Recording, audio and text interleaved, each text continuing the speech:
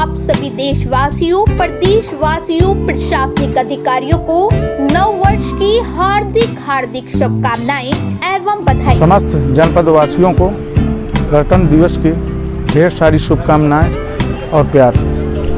सहज भुज food product private limited की पेशकश गोपी श्याम मसाले। यदि आप अपने खाने में स्वाद बढ़ाना चाहते हैं तो आप गोपी श्याम मसाले का उपयोग करें। हमारे यहाँ सब्जी मसाले हो या मीट मसाले, हल्दी हो या धनिया, गरम मसाले हो या चाट मसाले, सभी पिसे एवं खड़े उपलब्ध हैं। साथ ही आटा जैसी खाद्य सामग्री, सरसों का तेल एवं विभिन्न प्रकार के ड्राई फ्रूट्स उपलब्ध हैं। अब थोक विक्रेताओं को मसाले से लेकर विभिन्न प्रकार के ड्राई फ्रूट्स खरीदने के लिए शहर जाने की ज़रूरत नहीं। शहर के थोक रेटों से मुनासिब रेटों में थोक विक्रेता हमारे यहाँ से खरीदारी कर सकते हैं। तो देरी किस बात की, आप अपने खाने का स्वाद बढ़ाना चाहते तो हमारी दुकान आइए और खाद्य सामग्री ले जाइए। पता गोपी श्याम मसाले, मुकुट बिहारी चौराहा, बैंक कॉलोनी के पास, कपसेटी करवी चित्रकूट। नमस्कार, अभय न्यूज़ चैनल में आपका स्वागत है। आज ये खास साक्षात्कार अपने दर्शकों के सामने हम लेकर के आए हैं। नाम सुनते ही एक रोमांच आपको होगा, एक डर की अनुभूति आपके अंदर होगी। चंबल के जंगलों से हट कर के पाठा क्षेत्र में चित्रकूट का एक नाम आज के कुछ दिन पहले दस्यु सम्राट ददुआ के नाम से विख्यात हुआ करता था और उनके सहयोगी के रूप में, उनके लेफ्टिनेंट के रूप में राधे जी का नाम सभी लोग जानते हैं।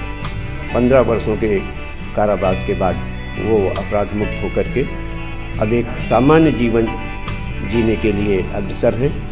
आज हम उनसे साक्षात्कार कर रहे हैं और इस साक्षात्कार के माध्यम से हम जानने की कोशिश करेंगे कि कौन सी परिस्थितियां हैं जो किसी सामान्य व्यक्ति को, सीधे साधे व्यक्ति को जो अपना साधारण जीवन जीना चाहता है, उसे अपराध की दुनिया में ले जाता है। तो सबसे पहले इसी सवाल के साथ हम राधे जी से आपका परिचय कराएं। वो अपना परिचय देते हुए बताने की कोशिश करेंगे कि कैसी परिस्थितियां थी जिसके वजह से उन्हें इस अपराध की दुनिया में आना पड़ा। सामने सामाजिक परिस्थितियां थी, इसी कारण मुझे और परिवार की कुछ समस्याएं थी, इसी बात को लेकर मुझे वहां जाना पड़ा। ये ददुआ जी का साथ आपके साथ कैसा रहा, कैसे उनसे मुलाकात हुई, कैसे समीकरण बने, थोड़ा सा इस विषय पर फोकस करिए क्योंकि दर्शक उत्सुक हैं आपको जानने के बाद जो है कि कौन सी परिस्थिति कैसे थी, कहाँ के हैं, कैसे क्या है। तो मैं चाहूँगा कि अगर विस्तार में इस पर थोड़ा सा फोकस करेंगे तो हमारे दर्शकों को आपके बारे में जानकारी हो पाएगी। मेरा गांव ग्राम सपाहा, थाना कोतवाली करवी, मैं यहाँ का निवासी हूँ। और इसके बाद जैसे उनसे कैसे संपर्क हुआ, हाँ, मैं वहाँ देवकली गांव गया, उनसे मिला देवकली गांव में जाकर, सब सारी अपनी बात बताई। तो उन्होंने कहा कि चलो हम लोग सब मिलकर इस लड़ाई को आगे बढ़ाते हैं। बस वहीं से जो है हम लोग उन्हीं के साथ रहने लगे सब, और 2-4 आदमी आ गए। धीरे धीरे सब लोग बढ़ते गए और फिर जाके इस लड़ाई को आगे ले गए। चित्रकूट के बारे में जब हम लोग अपराध जगत की बात करते हैं तो अक्सर ये आता है कि यहाँ ब्राह्मणों का, पटेलों का आपस में संघर्ष रहा, एक जातीय विरोध की वजह से भी यहाँ के गैंग पनपे। तो इस पर अगर कुछ फोकस करें, कुछ जानकारी दें। जातिवाद वाली ऐसी कुछ बात नहीं थी। लोग जो है अफवाह उड़ाया, कुछ राजनीतिक लोग, स्वार्थी लोग ये सब किया। हम लोगों के अंदर कोई जातिवाद नहीं था। जिसने हमारे साथ माने गलत किया उसी के साथ व्यक्ति विशेष से हमसे मतलब था, न कि किसी जाति पात संप्रदाय से कोई मतलब नहीं था। ये सब अफवाह मात्र है और कुछ नहीं। अच्छा, इस अपराध जगत में रहते हुए क्या कभी कोई घटना ऐसी हुई जिसके लिए अपराध बोध हो कि कहीं ना कहीं ये हमसे ज्यादती हो रही है, गलत हो रहा है, और ऐसा ज़िंदगी में आया कि सब छोड़ करके सामान्य जीवन जिया जाए? हाँ, कई बार ऐसे चांस आए, लेकिन इतने आदमी थे, जहाँ 40-50 आदमी रहे हों साथ में, तो कहीं ना कहीं किसी आदमी से गलती जाने अनजाने हो गई है। तो अब पश्चाताप तो होता था, आवाज़ भी है, उसको भूलेंगे नहीं का, लेकिन करें तो करें क्या। हो गई, जो गलती हो गई, अच्छाई हो गई, तो उसको वापस नहीं किया जा सकता।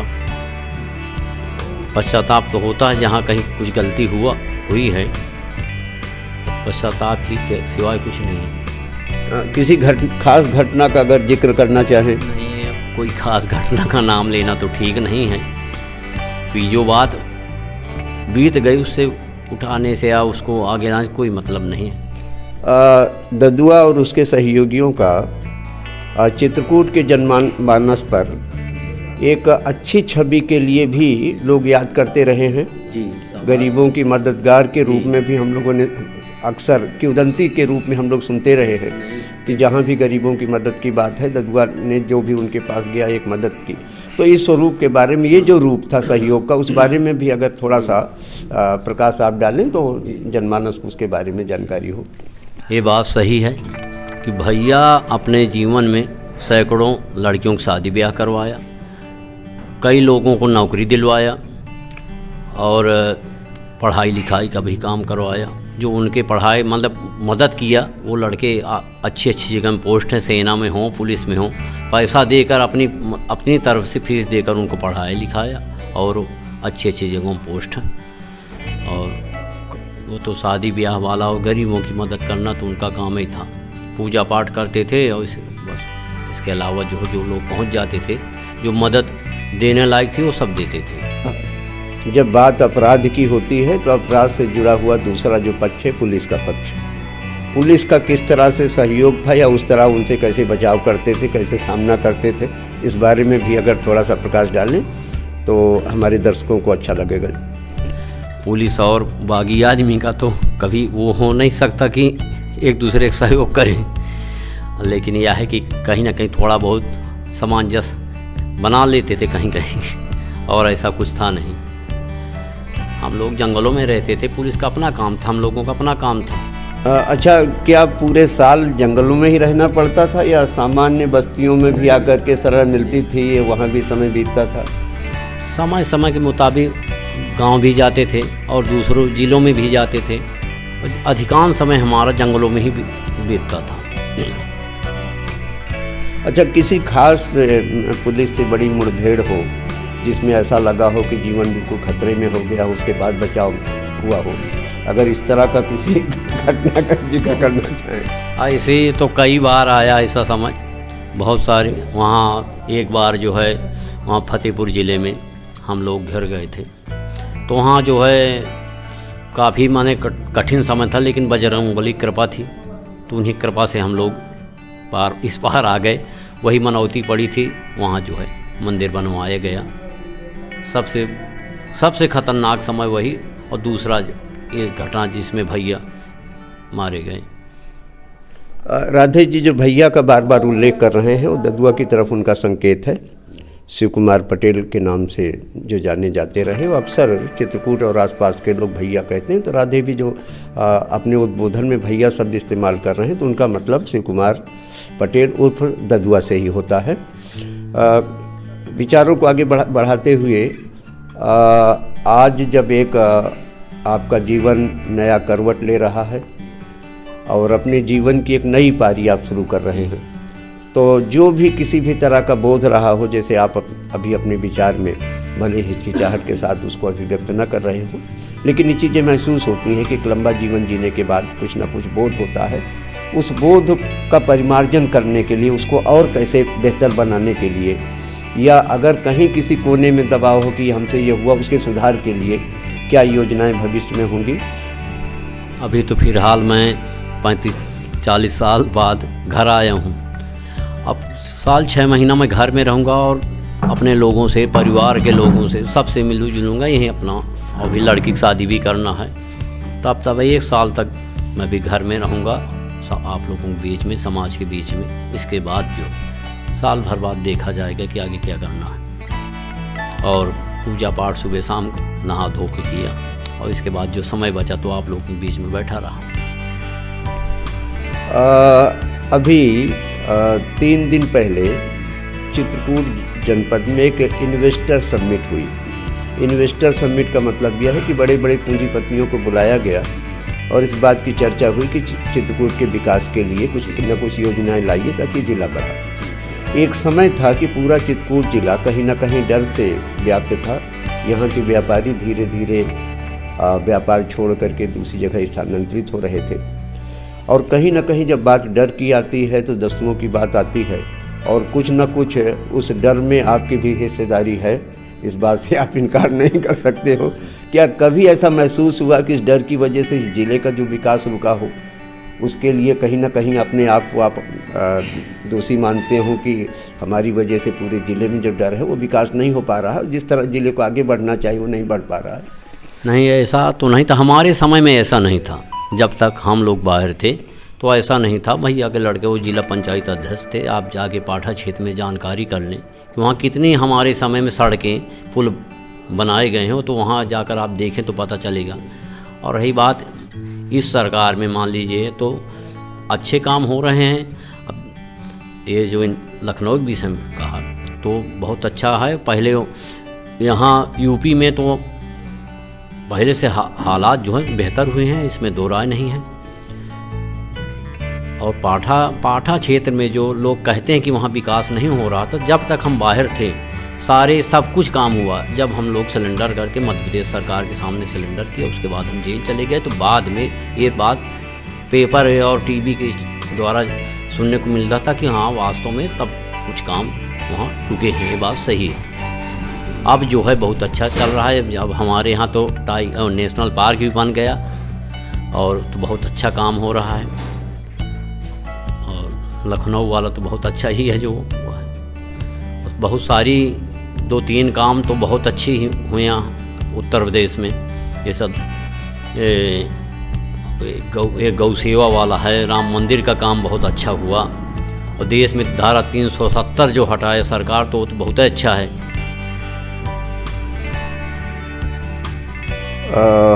आज का नवयुवक जो किसी वजह से परिस्थिति बस एक गलत रास्ते पे चल पड़ता है, तो अपने जीवन से सबक लेते हुए ऐसे नवयुवकों के लिए क्या संदेश होगा आपका? मेरा संदेश ये है कि इस रास्ते में बहुत बड़ी कोई वो पड़ जाए तो अलग बात है, नहीं तो यहाँ उस तरफ नाम नहीं लेना चाहिए, ना उधर देखना चाहिए। ना जंगल अगर किसी ऊपर कोई समस्या है तो पहले जाके कानून का सहारा ले। कानून जब ना सुने तो और ऊपर जाए, वहाँ जंगल जाने का मतलब कुछ नहीं है। मेरा तो यही सबसे नवयुवकों से अपील है कि अगर कोई आपस में गांवदारी या कहीं कुछ होता तो पहले आप लोग जाके कानून का सहारा लें, पुलिस का सहारा लें। ऐसा नहीं है कि पुलिस जो है सुनती नहीं है, कहीं ना कहीं कुछ कमज़ोरी होती है, तब जाके वो होता है। जब गलती हुई तो जब भाई अगर हम गलत करेंगे तो गलत की सज़ा तो हम ही भोगेंगे ना। ऐसा नहीं कि पुलिस नहीं सुनती है। अभी जो वार्तालाप आप सुन रहे थे, ये वार्तालाप था दस्यु सम्राट ददुआ के लेफ्टिनेंट राधे की, जिनके नाम सुनते ही लोग कांपने लगते थे। आज राधे आपके सामने हैं और आज के नवयुवकों से अपील कर रहे हैं कि रास्ता गलत है, इस रास्ते पर चल करके कोई उन्नति नहीं हो सकती है, आपके जीवन की कोई सार्थकता नहीं हो सकती है। 200 साल पीछे हो गए और उस वजह से एक पूरा समाज, एक पूरी जनरेशन पीछे जाती है। इसलिए राधे जी की तरफ से ये अपील है कि सभी नवयुवक जो चित्रकूट के वासी हैं, चित्रकूट के विकास में एकजुट होकर के लगें। उनका खुद का भी सहयोग है और बाकी जीवन से चित्रकूट आज पूरी तरह से मुक्त है, तो ये पूरी तरह से मुक्त रहे और कोई नवयुवक दिशा में न जाए। कारण ये है कि विकास के साथ चलना ही सार्थकता है। मेरी ये अपील है चित्रकूट के लोगों से कि जंगल के जानवरों की हत्या जो हो रही है उनको बंद किया जाए। इतना अच्छा समय आया है कि कम से कम जो बाहर से लोग आएंगे, ज़िले का विकास होगा। तो यहाँ ऐसा वातावरण न पैदा करें और ख़ास तौर से जंगल और जंगल के जानवरों को बख्शा जाए।